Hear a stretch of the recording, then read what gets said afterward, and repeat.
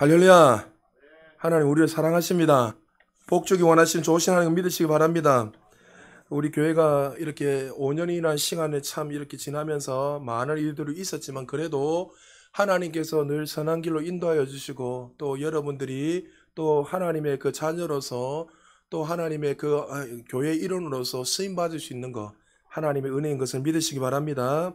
여러분들이 주부에 보면 더 센트라고 적어놓으니까 이게 도대체 이게 무슨 말인지 또 모르는 분들이 너무 많이 있고 제가 이 본문을 요한복음 20장 가지고 이전에 처음 한번 2018년도인가 그때 한번 설교를 한 것 같은데 여러분들에게 다시 한번 더 이 사명과 우리 교회가 어떻게 이렇게 진행이 되고 또 하나님 주신 사명이 무엇인지 다시 한번 더 여러분들이 잘 귀담아 들으셔서 하나님이 우리 교회를 향한 그 목적과 계획을 여러분을 통해서 온전히 이루어지기를 주님 축복합니다. 예, 여러분 더 센트라는 뜻은 보냄받는 사람들이라는 뜻입니다. 우리 교회는 성도를 훈련시켜서 세상을 변화시키는 그런 교회의 모토를 가지고 우리가 또 이렇게 신앙생활을 하고 있고 옆에 보면 있겠지만 복음을 나누는 성도 제자를 만드는 교회, 교회를 세우는 교회.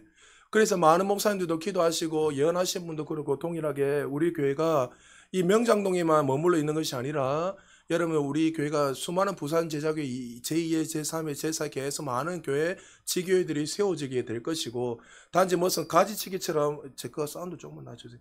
가지치기 위해서 뭐 그렇게 하는 것이 아니라 하나님께서 5대양 6대주의 그런 일들을 하시겠다고 분명히 약속하셨기 때문에 여러분들이 정말 이 교회 안에서 어떤 목적을 가지고 어떤 사명을 가지고 살아야 되는지 여러분들이 잘 기도하면 들으셔야 되고 단임 목사 혼자서만 이래저래 마음껏 하는 것이 아니라 여러분들이 새를 양육하고 새를 이렇게 섬기기 위해서는 반드시 해야 될 게 뭐냐면 말씀을 통해서 훈련을 잘 받으셔야 돼요.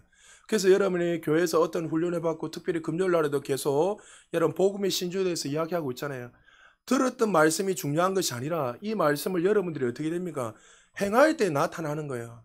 많은 사람들이 10년, 20년 설교를 많이 들고 있지만 그 삼성에 어떤 예수님이 주셨던 이 축복들을 누리지 못하고 살아가는 사람이 대다수입니다. 여러분 주변의 사람들 물어보십시오. 어떤 문제가 일어나면 날마다 눈물만 흘리고 있고 하나님이 그걸 원하지 않아요. 이미 우리에게 다 주셨단 말이죠. 할렐루야. 그걸 가지고 이제 말씀을 통해서 어떻게 여러분들이 믿음의 선한 싸움이라 했잖아요. 그 이미 주신 걸 가지고 말씀을 통해 내가 얼마나 믿고 나가느냐. 그 싸움이지 마귀는 이미 패배자고 실패자예요. 그런데 우리는 자꾸만 두려워하고 염려하고 걱정하고 있으니까 문제가 해결이 없는 거예요. 그래서 믿음의 선한 싸움을 싸우려 했어요. 할렐루야. 그때 말씀을 통해서 믿음의 선한 싸움을 하고 예수 그리스도가 누구이신지 또 하나님이 우리에게 어떤 일을 행하셨는지 무엇을 가지고 있는지 우리가 그것을 말씀을 통해서 계속 들여다보고 우리가 행할 때에 놀라운 역사가 일어난다는 사실을 믿으시기 바랍니다. 우리가 예수 그리스도를 영접한 이후에 주님이 내 안에 내가 주님 안에 가는 연합하는 삶이 되면 우리는 이제 그때부터 사명자로서 이제 살아가게 됩니다.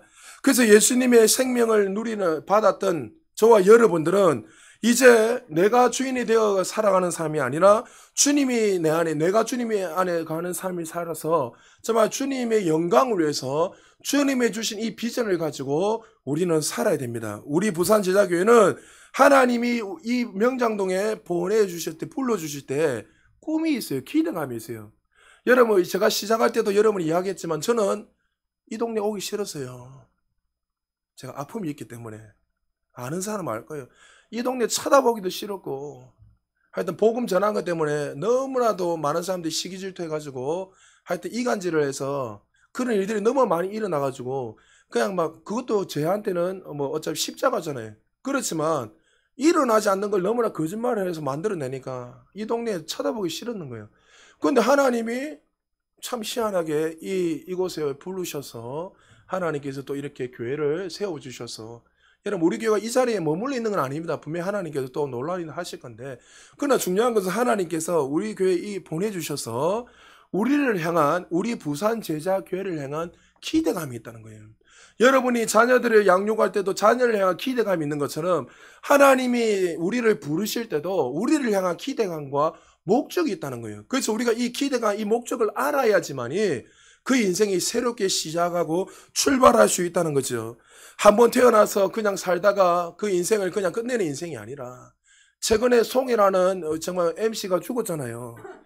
딸이 다 집사하고 다 손녀가 다 성도인데, 그가 그렇게 마지막에 보면 뭡니까, 이거, 중들이 뭐 이렇게 하고 있더랍니까. 그런데 그 어떤 인터뷰를 보니까, 할아버지 돌아가시기 며칠 전부터 계속 복음을 전했다는 거예요. 그래서 그 송이가 아멘, 아멘 했다는 거예요. 그래서 저는 그것을 듣고 정말 저 사람이 정말 주님을 영접하고 아멘 했을까. 그래서 저는 하나님만 아시겠지만, 그는 저는 여러분이 늘 말했잖아요. 돌아가신 임종전 전에 복음을 전하는 것도 귀하지만, 정말 살아있을 때 복음을 전하면 얼마나 더 좋습니까? 왜 죽기 전에 복음을 전합니까?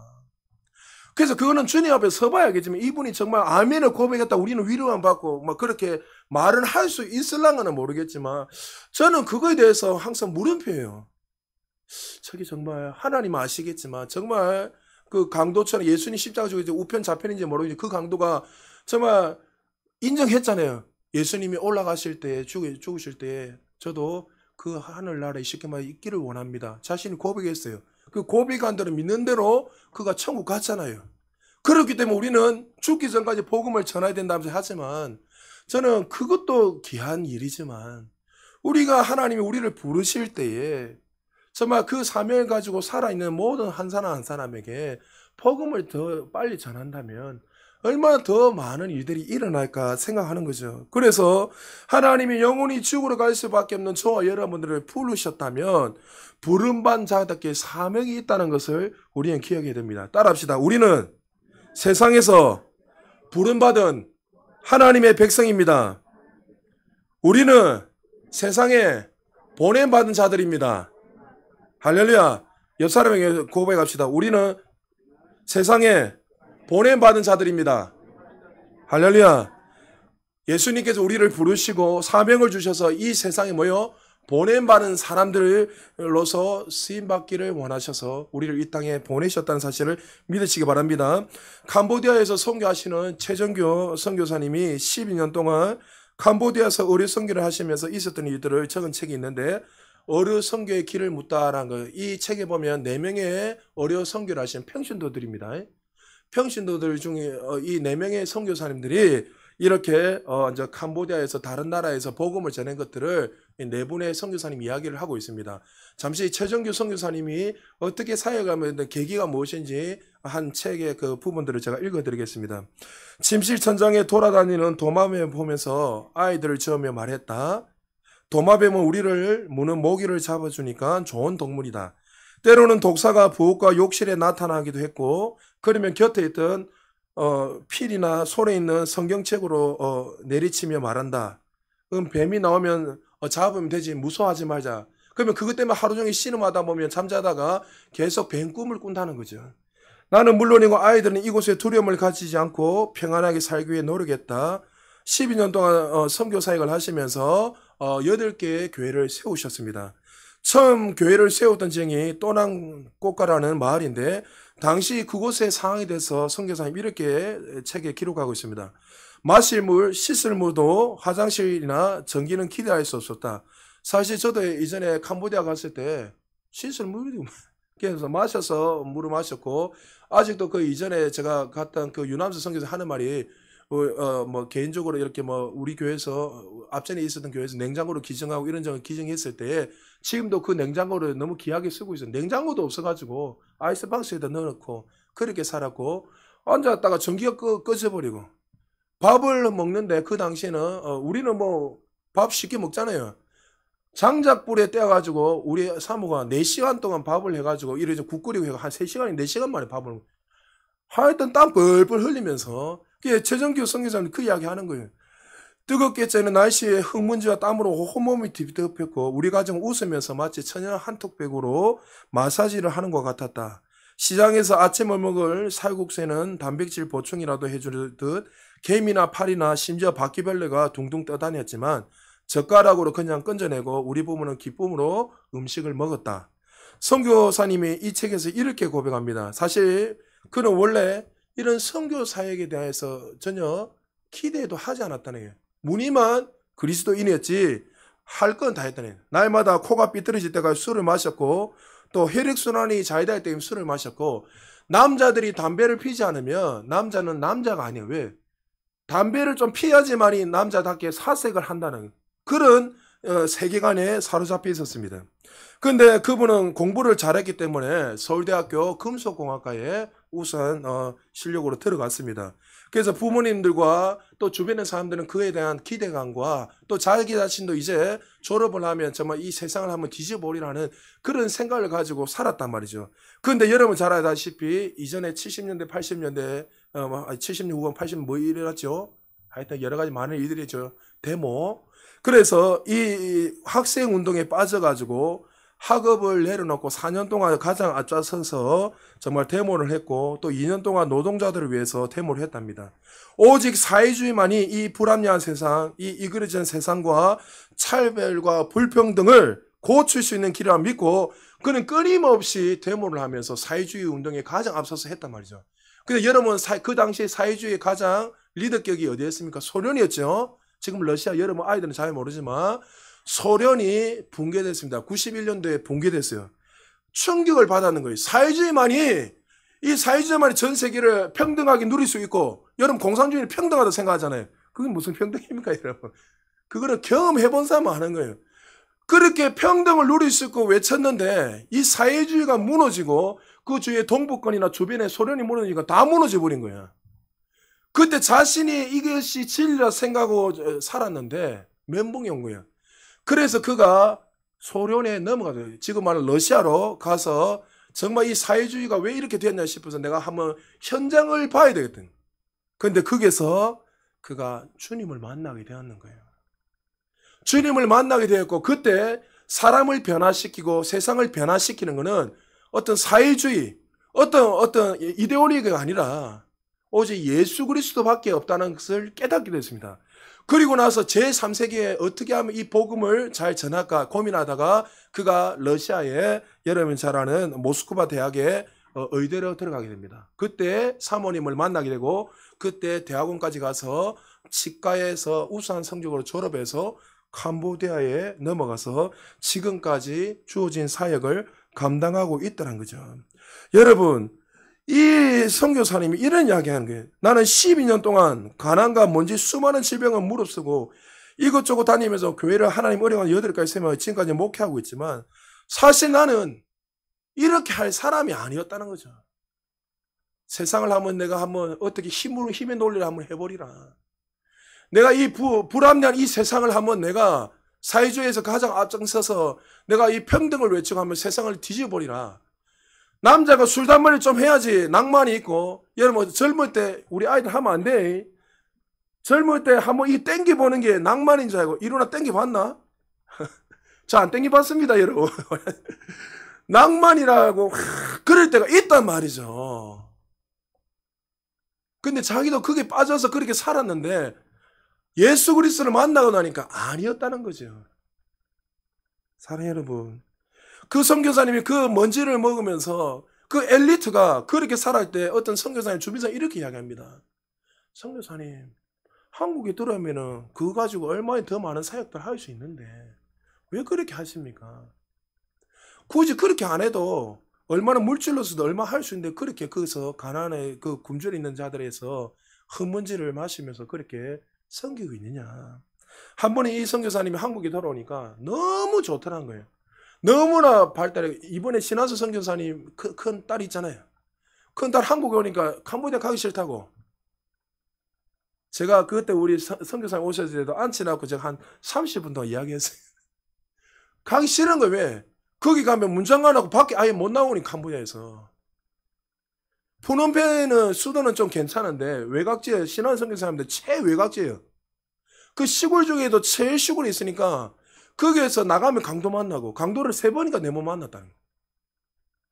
문을 잠가놓고 집에서 영어도 뭐 캄보디아어도 안 되고 아무것도 안 되니까 우울증이 오지요 아이가. 그러니까 가기 싫다는 거예요. 그래서 내가 선교사님 보고 선교사님이 선교사지 아이들이 선교사가 아니지 않느냐. 아이들이 깨달을 때가 기다려줘야 된다고.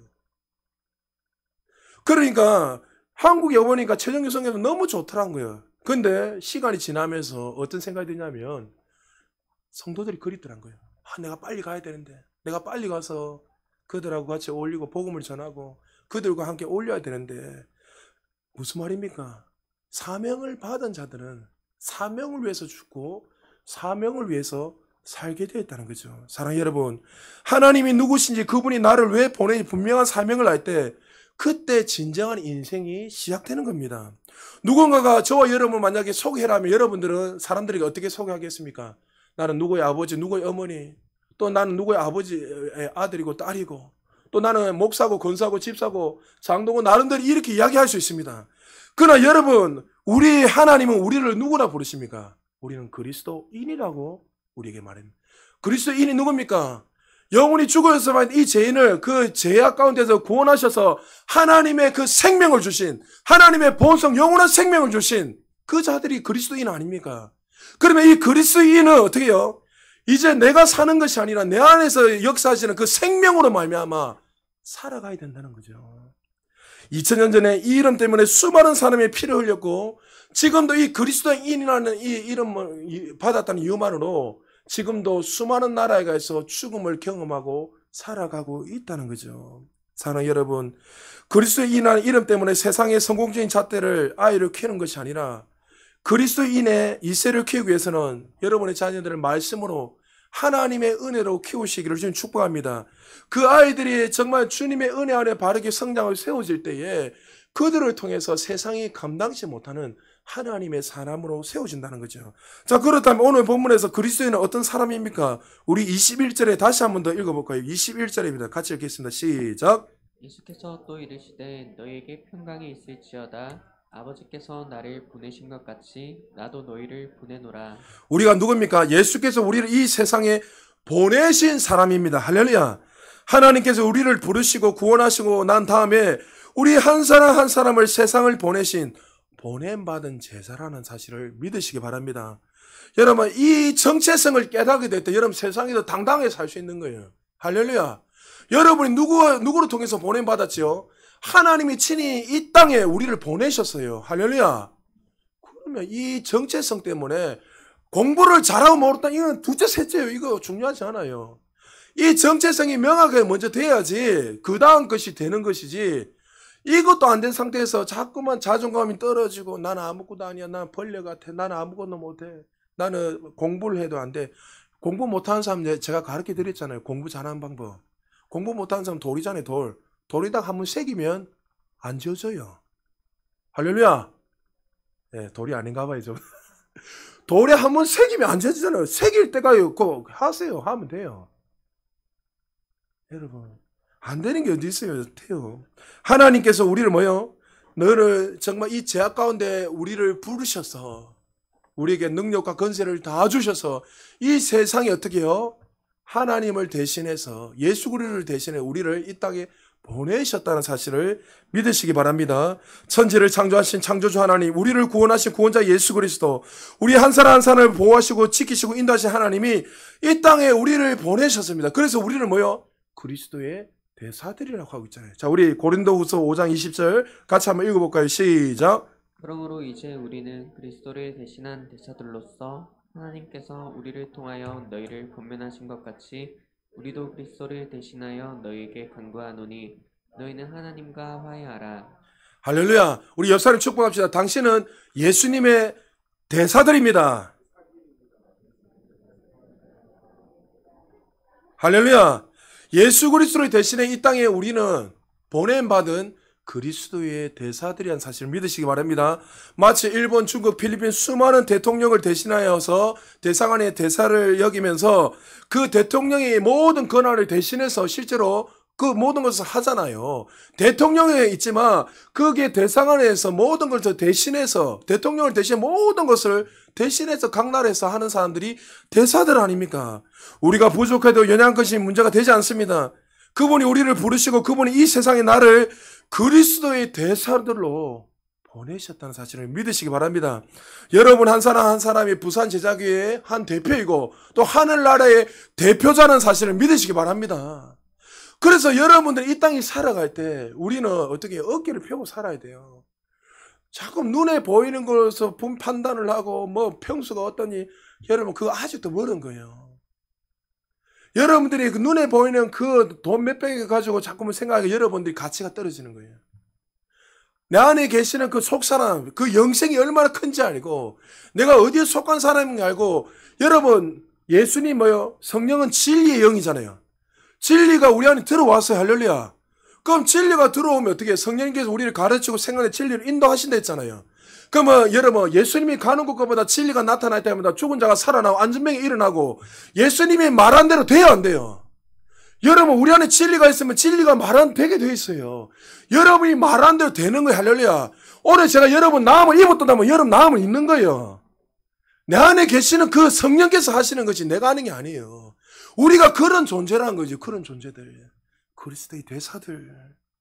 그래서 하나님은 우리의 교회가 5년이 되면 참 우리가 많은 우유곡주도 있고, 그러나 하나님께서 이 IMF보다 더 어려운 이 코로나 때도 얼마나 교회마다 어려웠습니까? 제가 시찰에 갈 때마다 모든 목사님 죽겠다, 어렵다, 미치겠다. 어른들이 뜬금없이 저한테 전화 막 오는 분도 계세요. 어른들이. 편 목사 밥 먹고 사나? 막 걱정이 돼가지고 목사님들이. 그래서 제가 밥 안 먹고 사면 뭐 맛있는 걸 뭐 사주시든가, 그 뭐 돈이라도 보내주고 밥 먹고 사나 물어보시지. 그러니까 다 힘들잖아요. 안 힘든 사람이 없어요. 그러나 여러분이 이야기했잖아요. 제가 강단에서는 입술을 힘들다 말하던가요. 그건 우리와 상관이 없는 거예요. 우리는 거듭났을 때 우리는 하늘에 속한 자, 하늘의 자원이 다 내 거예요. 할렐루야. 눈에 보이는 가치를 보고 만약에 눈에 걸 보면 살아가는 사람들은 그것이 사라지면 죽을 것 같고 미칠 것 같죠. 그러나 하늘에 속한 사람들은 그거 보는 거 아니에요. 하나님 우리에게 너는 더 센트 보냄받은 자, 정말 하나님이 우리를 친히 이 땅에 그리스도의 대사들로서 친히 예수 그리스도를 대신해서 우리를 이 땅에 보내셔서 정말 영원한 생명을 누리며 많은 자들을 옳은 길로 인도하기 위해서 우리를 이 세상에 보냈다는 사실을 믿으시기 바랍니다.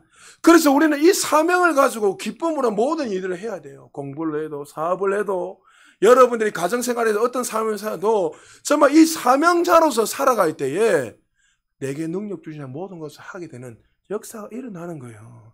우리 자녀들에게도 이 진리를 가르쳐야 돼요.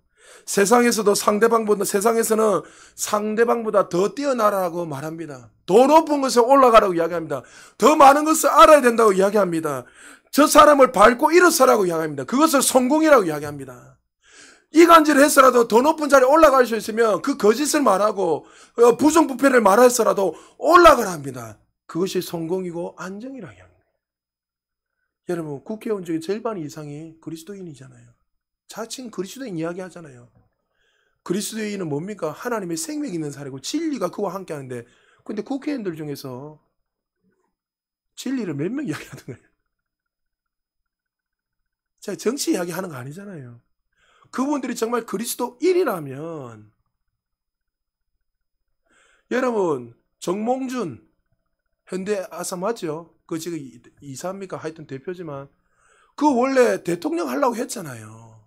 준비를 세팅을 다 해서 현대가에서 정주영 회장부터 해서 현대가에서 대통령 만들려고 세팅을 해놨고 있었단 말이죠. 그게 정주영이 해서 안 됐단 말이죠. 그래서 아들에게는 반드시 해야 해서 그가 그래도 6선인가 7선까지 했잖아요. 울산에서 국회의원을. 그냥 있어도 그 사람은 그냥 울산에서 계속 국회의원을 할 수 있어요.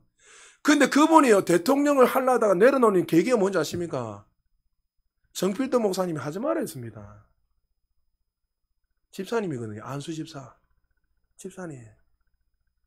집사님 그 올라가서 5년이나 그 시간 지나면서 거짓말하고 부정부패 그 힘들하고, 자기가 역대 대통령을 만났을 때 정필도 목사님 만나보니까 그 예배드려서 청와대에서 예배드릴 때 대통령들마다 하는 말이 뭐냐면, 나 빨리 이 청와대에서 나가고 싶더라.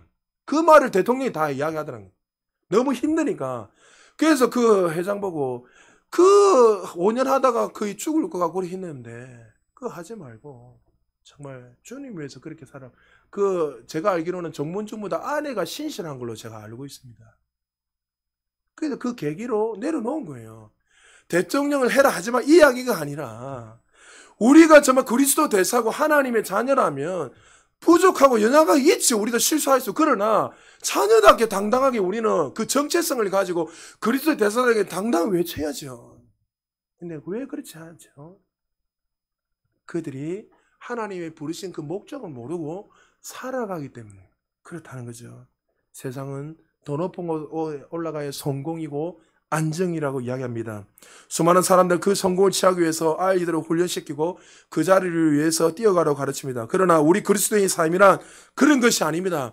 마치 세상적인 원리, 세상적인 성공을 비웃듯이 우리의 자녀들에게 너는 하나님의 대사다, 하나님의 자녀다, 그리스도의 향기다, 그리스도의 편지라면서 그들의 가슴에 새겨서 그 하나님의 자녀답게 그리스도인답게 살아갈 수 있도록, 진리 위에서 든든히 살아갈 수 있도록 우리의 자녀들을 가르쳐야 되고 우리도 그렇게 살아야 된다는 사실을 믿으시기 바랍니다.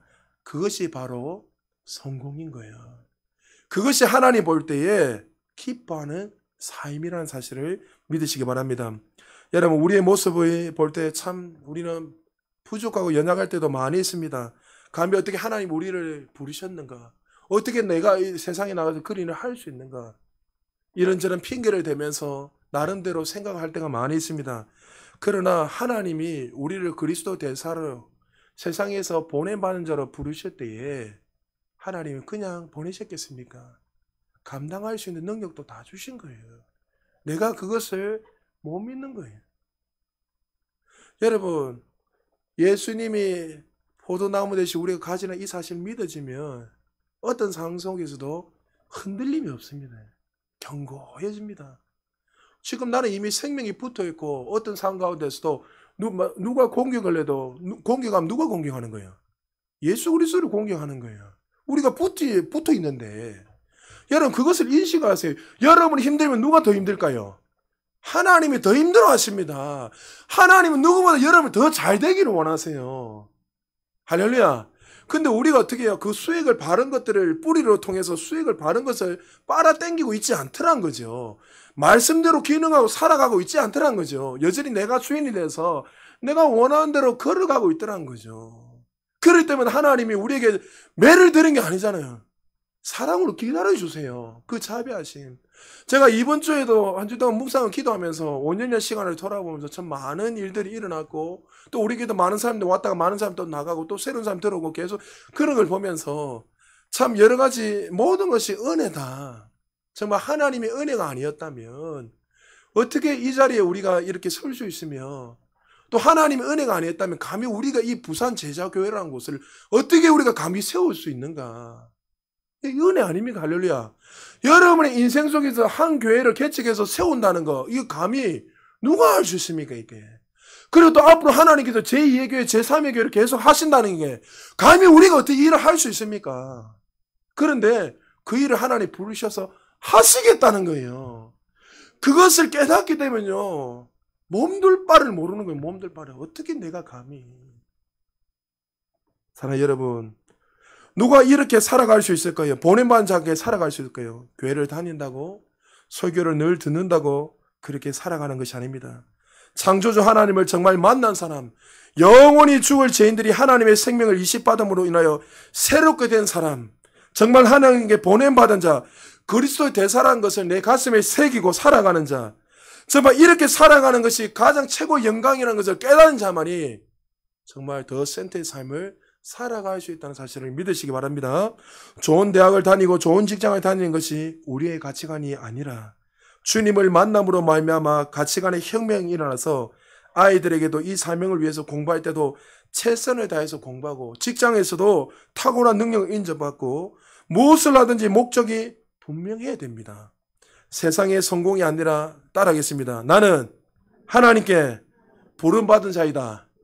세상에 보냄받은 자이다. 할렐루야.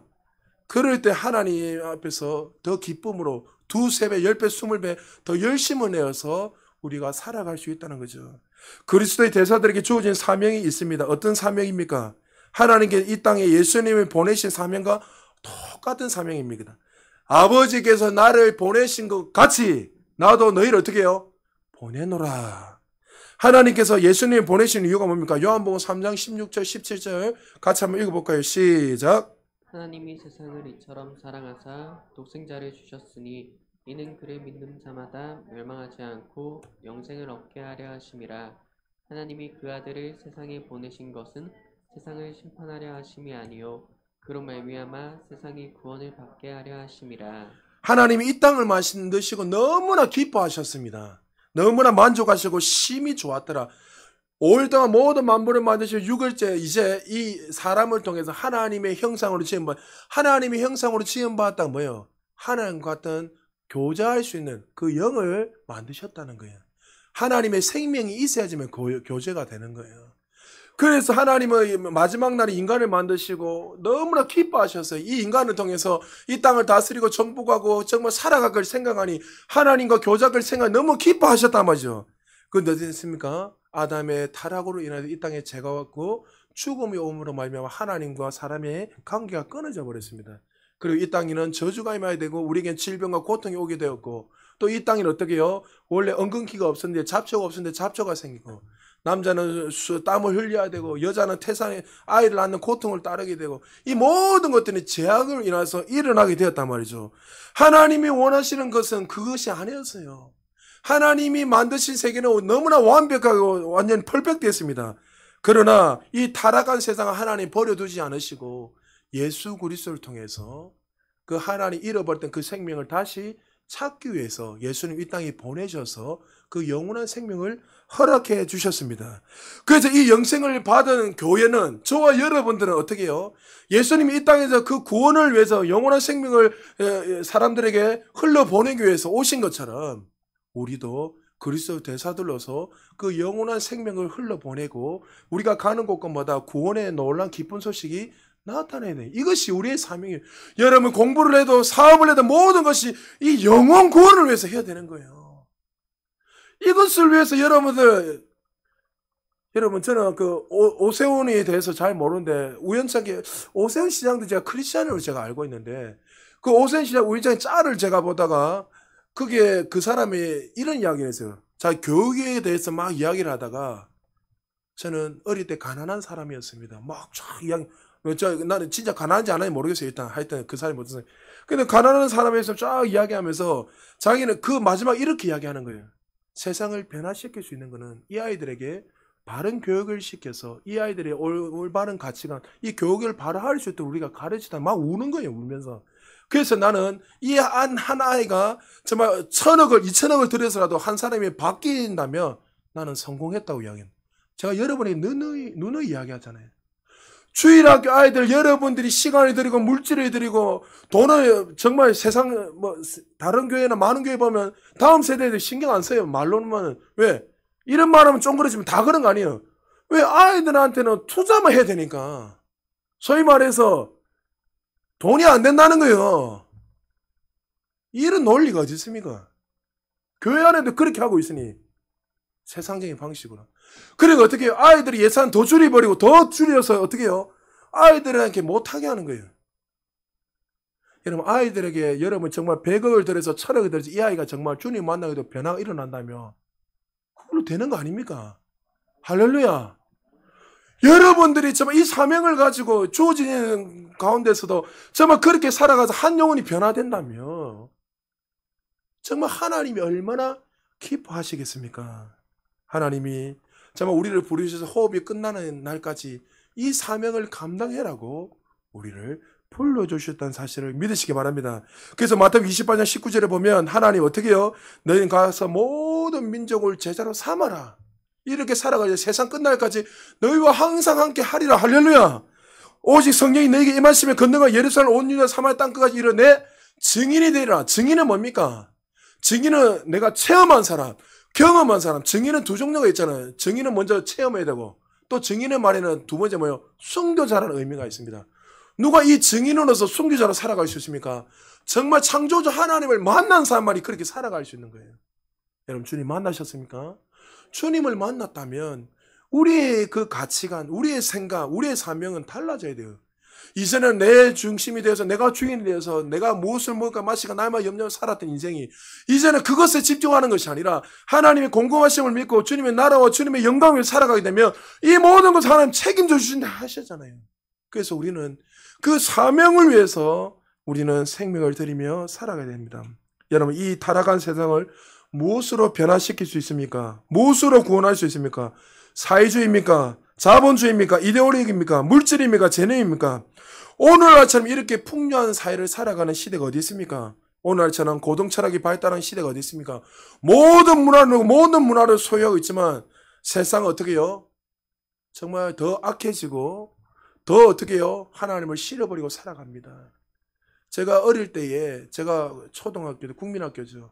8살, 7살 때 말일만 되면 아버지가 이제 월급 받아 오잖아요. 그 월급 받으면 여러분 옛날 통닭 그 노란 통닭 있죠. 여러분이 먹는 통닭. 그 통닭 2마리 튀겨가지고 그 하나 가지고 우리는 기쁨을 누렸어요. 너무나 한 달에 한 번 먹을 수 있는 그 자체만으로 너무나 행복했고 너무나 기뻤습니다. 여러분 7남매가 그 한 마리 2마리 먹으려면 어떻게 했습니까? 저는 그래도 아들이기 때문에 어머니가 미리 딱 세팅을 해놔. 이거 먹지 마라. 또 누나들이 눈치를 봐서 알아서 니 하나 더 물어 이렇게 해요. 그 나머지 누님 얼마나 치열하게 먹겠습니까? 자기도 얼마나 먹고 싶습니까? 우리 그래 사는 지금 봐요. 마음껏 먹을 수 있잖아요. 여행 가고 싶으면 마음껏 여행 갈 수 있고 먹고 싶으면 뭐 마음껏 어디 뭐 어느 나라 어느 다른 데 가서 한 끼 먹고 있고 비행기 타면은 여러분 일본 가서 1시간 가서 거기서 밥 먹고 넘어올 수도 있고 그런 시대를 살아가고 있습니다. 그러나 여러분 그런 일을 하고 세상 많은 문화가 발달하면 한다 하더라도 그 사람을 구원할 수는 없는 거예요. 그 사람을 구원할 수 있는 건 천하에 다른 이름이 없이 누구예요? 예수 그리스도밖에 없습니다. 이렇게 살기 좋은 세상이지만 최근에 그 우울증 환자를 지금 기하급수적으로 계속 일어나고 우리나라에도 지금 120만 명이 넘어섰습니다. 그중 가운데 20대가 17%입니다. 이 우울증 환자가 문제가 뭐냐면 우울증 환자 중에 약 15%가 자살로 연결된다는 거예요. 우리나라가 자살률 1위였는데 지금은 어떤지 모르겠어요. 하여튼 지금도 1, 2위로 제가 알고 있는데 이렇게 사회가 발달하고 행복하고 우리 소위 말하는 이렇게 문화를 누리며 살아가는데 왜 인생들은 가망가지고 더 많은 사람 자살하고 뛰어내리고 더 공고한 인생을 살아가지요. 파스칼이 이렇게 말했잖아요. 인간은 영혼을 가진 존재다. 이 영을 가진 이 생명을 가진 이 존재는 정말 한 빈 공간이 있는데 이 빈 공간은 아무리 세상 물질과 건세와 능력을 채워도 안 채워진다는 거예요.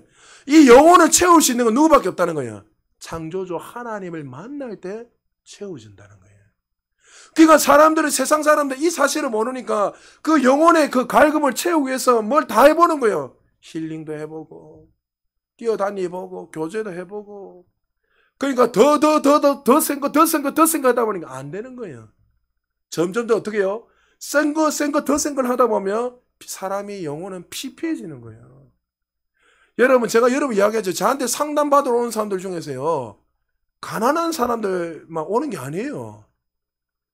정말 돈 많은 사람들 똑똑한 우리가 볼 때 아니 어떻게 이런 사람이 와서 상담할 정도로 돈 많고 잘난 사람들 와서 상담 정말 많이 받고 갑니다. 여러분이 늘 이야기하잖아요. 오히려 내가 뭐 그렇게 해야 되는데 그 사람들이요. 사회에서 높은 교수요. 의사요. 재벌이요. 또 어떤 식당의 어떤 회장이요. 나름대로 그런 사람인데 그 사람들 어떻게 해요? 우울증이 빠져서. 어떤 사람은 어떤 질병이나 고통당하면서 어떻게 해야 될지 몰라요. 근데 그분들은 자칭 그리스도인이에요. 교회를 다니고 있는데 그런 일들이 일어났다는 거죠. 여러분 창조주 하나님만이 우리의 구원자의 사실을 믿으셔야 됩니다.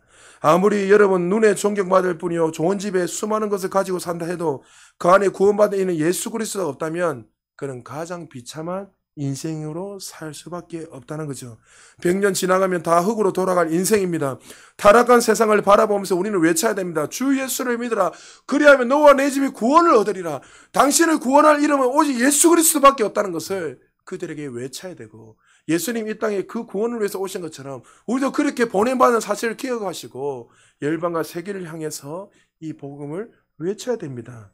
보냄받은 사명을 우리는 어떻게 감당합니까, 여러분? 오늘 이 사명에 어떻게 이룰 수 있는지 예수님이 이렇게 말씀하셨습니다. 예수님 이 땅에 어떻게 오셨습니까? 하늘의 모든 영광을 다 버리시고 이 땅에 종의 몸으로 오셨어요. 그래서 마태복음 16장 24절에 보니까 제자들이 이르시되 누구든지 나를 따라오려거든 자기를 부인하고 자기 십자가를 지고 나를 따를 것이니라. 십자가 지라 하니까 또 여러분들 내가 고통 가운데 들어가야 되나 이렇게 또 인식을 하는 거야. 십자가 뭡니까? 여러분 안에 각자 십자가 있잖아요. 내가 내려놓을 거. 주님보다도 더 의지하는 거. 그거 내려놓으라는 거예요. 내 힘으로 살아가는 거 내려놓는 거예요. 여러분 세상에 들어가서 직장 생활할 때 그것도 십자가잖아요. 세상에서 술 한잔만 하자 하면 나는 그리스도이니까 내가 어떻게 진리가 내 안에 있는데 내가 어떻게 술을 한잔 할 수 있지? 어떻게 보면 세상 사람들은 뭐랍니까? 아이고 남자 새끼가 술도 한 잔 못 마시고 뭐 하는 거고? 이렇게 말한단 말이죠. 갈등 일어나요. 맞죠? 아이고 내가 이걸 해야지 말이 올려야지 말이 내가 더 높은 자리에 올라갈 수 있는데 안 쉽단 말이죠. 그 십자가 여러분한테 어떻게 보면 여러분 정말 학교에서 신앙생활 할 때도 갈등 많이 있잖아요. 공부해야 되는데 난 또 교회 와야 되고 예배 드려야 되고 이런 갈등들 이 다 여러분의 십자가 어떻게 보면 이 세상에 살아갈 때의 십자가란 말이죠. 그래서 하나님이 어떻게 해요?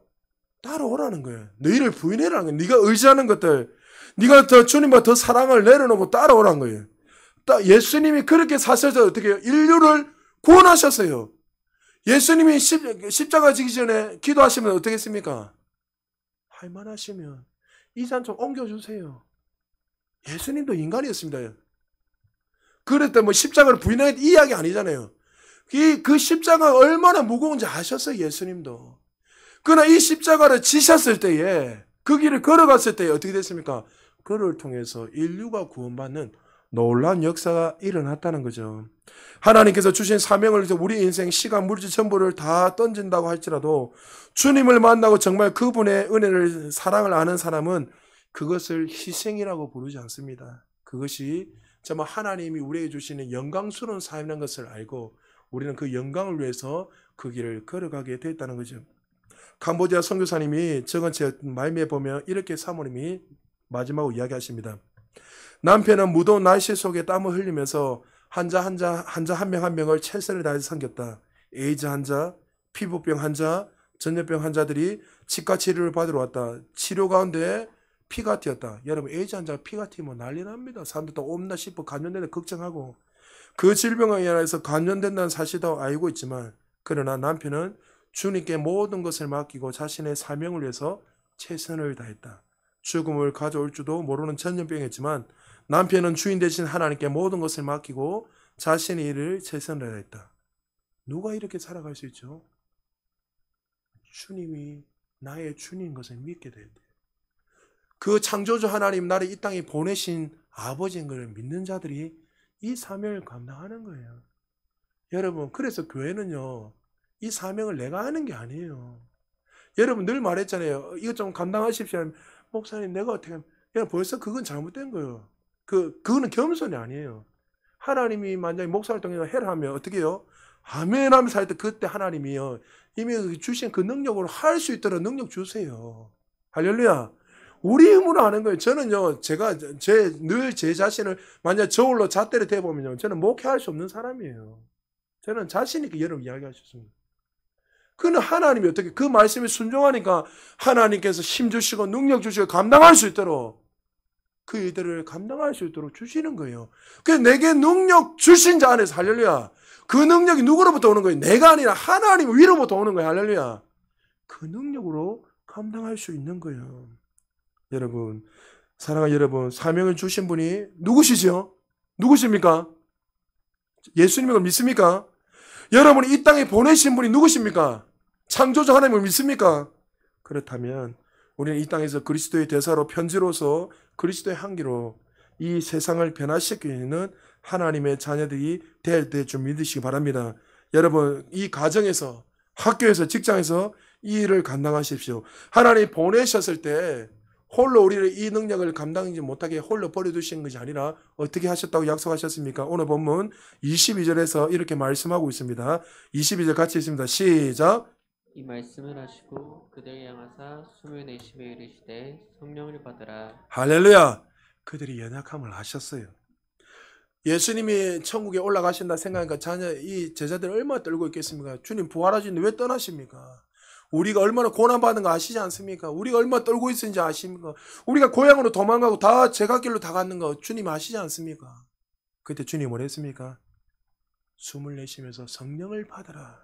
그리고 여러분 마가다라방에 처음으로 성령이 임함으로 말미암아 그들이 어떻게 해요? 세상을 변화시키는 그런 하나님의 사람으로 쓰임 받았다는 거예요.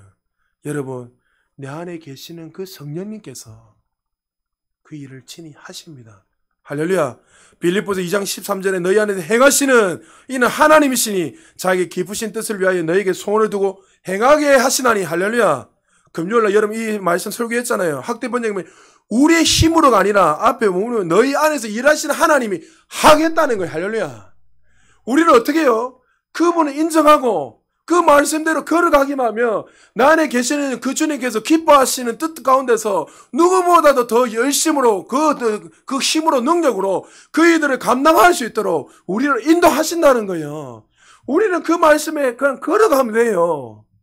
걸어가면 하나님이 만나주시다 만나게 하시고 또 하나님께서 힘 주시고 능력 주셔서 또 지혜를 주시고 자녀들도 마찬가지. 여러분 지혜가 부족하면 아이들 공부가 안 됩니까? 하나님 지혜를 주신 하나님께 기도하세요. 할렐루야. 기도하면서 이렇게도 하나님 나는 이미 지혜가 있음을 감사합니다. 그리고 나 그 능력을 믿고 여러분 열심히 하면 안 외워지는 게 달달 외워져요. 저는 지금 만약에 공부를 하면 잘할 것 같아요. 진짜요. 여러분 때는 공부해라 부모님 소리 너무 듣기 싫어가지고 막 뛰어다니고 나 노는 게 너무 싫다고 막 뛰어다니고. 그런데 제가 그렇게 논문을 잘 쓰는지 몰랐어요. 제가. 아 진짜입니다. 학부 때 교수님 논문도 써주고 그랬어요. 제가. 아, 저 논문을 내가 쓰는지 몰랐어요. 나는 원래 내 자신이 얼마나 공부를 못하는 사람을 알았기 때문에.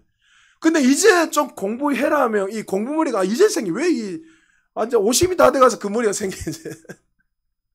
그러니까 그때는 어떻게 해요? 하나님이 우리에게 지혜를 주시는데 불구하고 어떻게 해요? 그 지혜를 활용하기 위해서 해야 되는데 어떻게 해요? 안 하는 거예요. 여러분 내게 능력 주시면 할 수 있는 거예요. 할렐루야. 우리 아이들 하나님이 그 능력으로 공부하세요. 사업도 성령의 그 능력으로 사업하세요. 할렐루야. 자녀도 성령이 주시는 그 은혜로 아이들을 양육하세요. 여러분 직장도 하나님 주신 그 능력으로 하세요. 할렐루야. 하나님 교회 생활도 신앙생활도 주님이 주신 그 능력으로 성령님이 주신 공급해 주신 그 능력으로 그 일을 하십시오. 그럴 때 어떻게 해요? 세상이 감당치 못하는 하나님의 사람으로 쓰임받게 되는 거예요. 자, 스가랴서 4장 6절 읽고 마무리합니다. 우리 같이 읽겠습니다. 시작. 그가 내게 대답하여 이르되 여호와께서 스룹바벨에게 하신 말씀이 이러하니라. 만군의 여호와께서 말씀하시되 이는 힘으로 되지 아니하며 능력으로 되지 아니하고 오직 나의 영으로 되느니라. 할렐루야. 내 힘으로 되는 게 아니야. 네 열심으로 되는 게 아니야. 네가 주인이 돼서 살아가는 게 아니야. 누구예요? 성령의 능력으로. 너를 부르신 그 하나님, 창조주 하나님께서 그 기쁘신 뜻 가운데 너를 영광에서 더 큰 영광으로 올라가게 하겠다고 약속하신 거예요. 예수님도 사역 하시면서 철저하게 성령님을 의지하셨습니다. 성령의 이끌림 받아서 강야로 가셨다. 성령의 이끌림 받아서 가는 마을마다 가신 거예요. 그럴 때 그 능력을 의지하셨을 때 여러분 예수님의 사역에 실패한 적 있습니까? 성경에 실패했단 말이 없어요. 가는 곳곳마다 기적이 일어나고 죽은 자가 살아나고 정말 진리 가운데 정말 그 모든 사람들이 풀어지고 억압된 눌린 자들이 자유케 되고 하나님의 영광이 끊임없이 나타나는 역사가 일어나는 거예요. 우리는 빛입니다. 여러분 우리는 그리스도의 대사들입니다. 그리스도의 향기입니다. 그리스도의 편지입니다. 할렐루야. 그럼 여러분이 우리가 가는 곳곳마다 보냄받은 자에게 가는 곳곳마다 흑암은 사라질 것이고 죽은 자들이 살아나고 정말 고통받는 자들이 자유케 되는 그런 역사가 우리를 통해서 일어난다는 거죠.